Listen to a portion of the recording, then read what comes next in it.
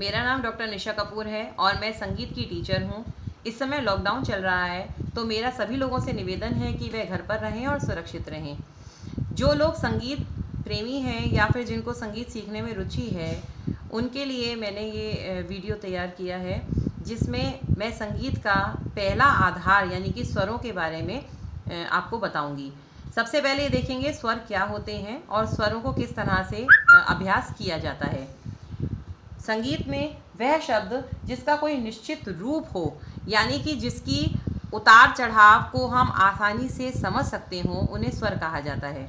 स्वर दो प्रकार के होते हैं, शुद्ध स्वर और विकृत स्वर।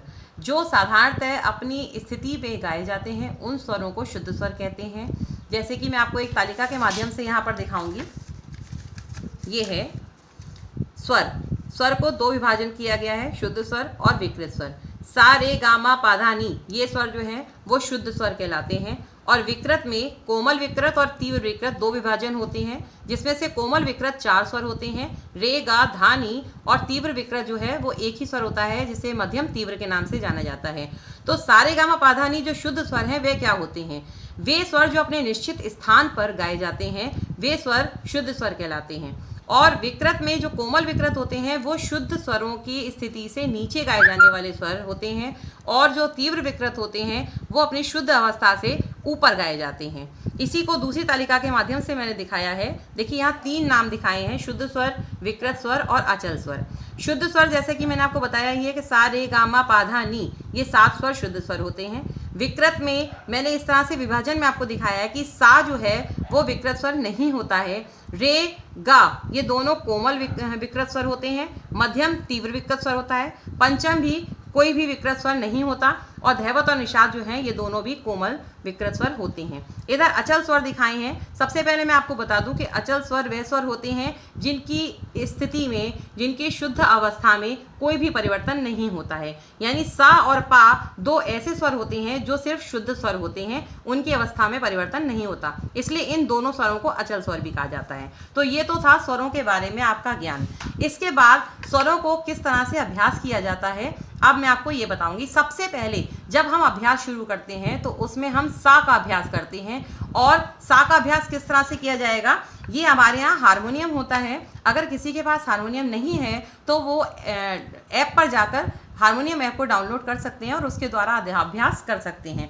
यहाँ पर हम लोग हारमोनियम को किस तरह से पहचानेंगे कि सा कैसे गाना है, तो वो हम अपनी आवाज़ के अकॉर्डिंग, कि जहाँ हमारी आवाज़ ऊपर और नीचे आसानी से गाई जा सके, उसका हम मध्य आवाज़ लेते हैं। तो अब मध्य आवाज़ यानी मध्य सप्तक लेने के लिए हम यहाँ पर पहला, दूसरा, तीसरा, चौथा, ये जो चौथा स्वर होता है काला वाला, यहाँ से सा को आधार मानकर संगीत गाते हैं। तो सबसे पहले हम सा को आधार मानकर यहाँ पर सा का अभ्यास करेंगे।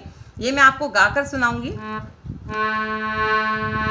ये आवाज बज रही है, इसके साथ में आवाज मिलाऊंगी अभी। सा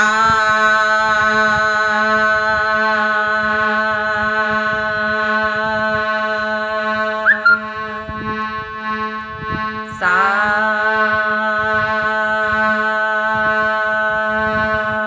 इस तरह से आपको सा के बटन पर, यहाँ की पर हाथ रखना है और इसके साथ अपनी आवाज को मिलाना है। ये आवाज आप कम से कम 2 से 3 बार मिलाएंगे। इसके बाद हम दूसरे स्वरों का अभ्यास करते हैं। सा रे गा मा पा धा नी सा नी धा पा मा गा रे सा।